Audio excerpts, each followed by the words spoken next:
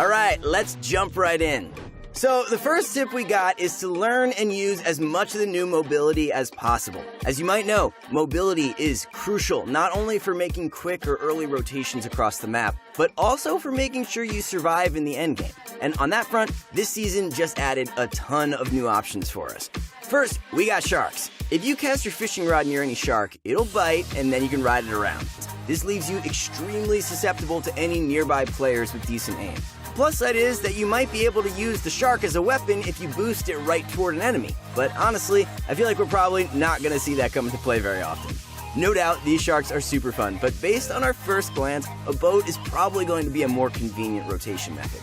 But step aside, sharks, because when it comes to mobility, these whirlpools are taking us to new heights. Located all around the flooded areas of the map, just step inside any whirlpool to launch into the air, allowing you to glide to your destination. I don't think we've seen map mobility this good since Chapter 1, so my advice is to plan your rotations and loot paths with these whirlpools in mind. They're just that useful, and if you do, you won't be getting caught out on the edges engaging in storm fights as often. Plus, hey, it beats swimming, that's for sure. Also added to competitive modes are the Season 2 choppers. We're all used to these by now, so they're pretty self-explanatory. Just make sure you're careful not to fly too high over land with them, especially in solos, because aggressive players will be shooting you down any chance they get. But now, I want to talk about mobility we can carry. The most significant of that type is the new Mythic Grappler. Just like the Season X grapnel gun, you can use it to pull yourself toward incredibly long distances, up to about 75 meters. The only downside is that you'll have to glide a bit before you can land, so you need to be very careful using it around enemies. But as for its viability, this thing is going to be insane during endgames. Getting into new zones first is so vital for closing out a competitive match, and this thing can do it for you repeatedly, no problem. If you haven't checked out the Authority, make sure you do, because if you can snatch this grappler, you've got your mobility on lock. Speaking of mythic mobility, if you land at Catty Corner and eliminate the robotic feline Kit, his shockwave launcher becomes yours. I'm sure you all remember how useful shockwave grenades are for endgame rotations. Well, this launcher version is no exception. It uses rocket ammo, which means you can hold up to 18 shockwaves and even refill it later on. Not to mention, if you launch yourself into builds with it, you can destroy them too. So it's not only an item for rotating, but also a top-notch disruptor capable of helping you finish kills. But in what was a complete surprise to us, crash pads can now be looted in competitive modes. We're probably all used to how this item works by now, but as for how useful it'll be in the endgame, well, I think this is going to be legit. You can carry 6, so that's like a whole lot of mobility for endgame circles. The only thing you might have to worry about is bonking your head on other players' tunnels, so if you play in scrims or stacked lobbies, make sure you spot out a clear path before using them. There's actually one more new mobility item, something kind of hidden away that I haven't seen anyone discuss yet, but we'll get to that later on in the video.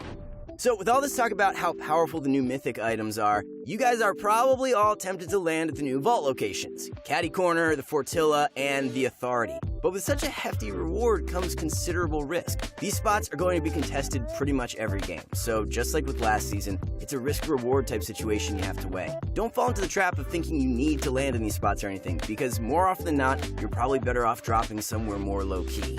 But what seems to be yielding a more consistent reward so far are these new supply drop locations. There appears to be at least a couple throughout the map, the first one being at Rickety Rig, inside the ruins of Season 2 Rig's old vault. This drop spot is perfect because not only does it guarantee a supply drop weapon, but you also get a launch pad, and that's just crazy considering you can land right on it at the start of the match. Another spot that most of us haven't discovered is the Pontoon. This boat roams around the edges of the map, mostly in the corners it seems, and in every match, it'll be in one of several different spots. But if you look out for a small wooden boat when you're dropping, it's not hard to notice. Land there, and there's a supply drop, a few chests, slurp kegs, and enough fruit to fill up your local supermarket. Overall, this spot is entirely busted when it comes to getting kitted. Did you find any other supply drop locations like this one? Come on, don't keep it a secret. Tell us in the comments if you did. But moving on, let's discuss one of the most significant changes in Season 3. Across the board, there's been a headshot multiplier reduction on nearly every gun. That means our headshots do less damage now. Rifles deal a lot less, shotguns too, and even the SMG doesn't headshot for as much as before. That's pretty unfortunate. So the question we've been getting a ton is, should I still go for headshots? Well, at close or medium distances, I'd say yes, definitely. But at long range, like 30 or 40 meters plus, I want to say you might actually be better off going for body shots with your assault rifle. As long as you can land 2 hits, you'll do more damage than 1 headshot, which definitely feels like an easier task. I don't know, what do you guys think? Speaking of headshots, we heard aim assist got nerfed quite a bit and many other huge changes to the meta. So if you want to get up to speed fast, ProGuides.com is the place to go. Check it out. But headshots aside, let's talk about an item change. The pump got tossed back into the vault. Moment of silence. Alright, that's enough. And the charged shotgun has taken its place. The charged shotgun holds 3 shots, and you can either fire it quickly by tapping or charge up your shot by holding down the trigger. It takes about a second to get to full charge, but doing so dramatically increases damage dealt. A blue charged shotty at full power does exactly 200 to the head, so that's the type of output you can expect. However, and big however, the downside is the fact that you have to spend a bit of time charging up your shot. This means that when faced directly against a tac shotty or even an SMG, you might find yourself in trouble. And because of that, you need to be really careful of peeking while charging a shot. For instance, you won't be able to just edit on an enemy and 200 quick dead them. The charge rate will make sure of that. So how are you supposed to use the charged shotty? Well, first off, you need to go for more non-charged shots than you think, especially when your opponent has an angle. You can still get those off relatively quickly. All you need to do is make sure you're tapping fire and letting go of the trigger ASAP. But as for fully charging, try to play around angles where you can charge behind cover, then quickly peek and shoot. We were watching Young Calc, and it's like he's already perfected this strategy. Anytime he would charge up, he'd be behind cover, but at the same time, he was ready to peek either with a right-hand angle or a jump shot. He would also try to bait out edits every now and then, just another way you can successfully use this shotgun. But other than that, the charge-up shotty currently feels more like a defensive weapon. For instance, you can charge up a shot while someone is stealing your wall, wait for an edit, and blast them in the face. Your opponent will hear the charge, though in that case, at least they're not taking your wall and editing it. Either way, so far we've noticed this weapon lacks a bit on the offensive front and excels in defensive play. Of course, the community is quick at finding new, intelligent strategies. I'm sure the coaches at Pro Guides are learning cool tricks with it as we speak, but for now, I'd say that if you're going to play aggressively, stick with the tac shotgun. If you prefer a more defensive playstyle, then the charged shotty isn't as lousy as everyone's initial reaction makes it seem. And the fear your opponent gets hearing that charge is so much more impactful than what can be noticed at first glance. Over time, once we all start getting used to it, I honestly think that it'll only become more deadly. Okay, lastly, let's talk about a big change that happened to foraged consumables. All those little mushrooms, apples, and so on can now be picked up and carried in your inventory, up to 15 per stack. You can find them in old spots and new, but also in these green and brown produce boxes scattered around the place. If you need a reminder, apples and bananas restore 5 health, mushroom restore 5 shield, slurp mushrooms give you 10 health or shield, and coconuts give you 5 health or shield. Corn and cabbage are also new, which both restore 10 health. All that being said, you probably don't need to prioritize picking these up since you'll typically have bigger and better healing items available.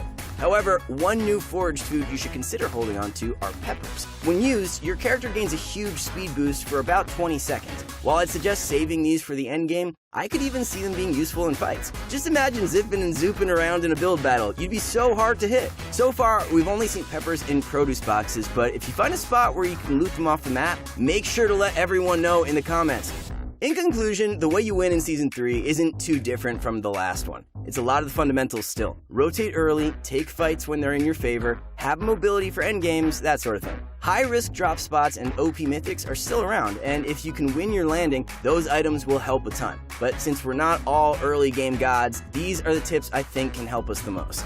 First, make sure you utilize the new mobility for quicker rotations and faster looting. Whirlpools are also incredibly helpful, but so are choppers. And for the endgame, peppers and crash pads are the 2 new non-mythic mobilities you probably want to start carrying. We've already discovered 2 spots where you can consistently get a supply drop at the start of every match. One in Rickety Rig and one on the Roaming Pontoon. There may even be more to discover, but abuse these while you can for some easy god tier loot. And as for using the charged shotty, it's not as bad as everyone thinks. You need to be using quick release shots a ton, pretty much anytime your opponent has an angle on you. But if you go for right hand peeks or jump shots, you can usually charge it up no problem. That distinction there seems to be the secret to turning the charged shotgun into a beast. Alright guys, thanks so much for watching the video.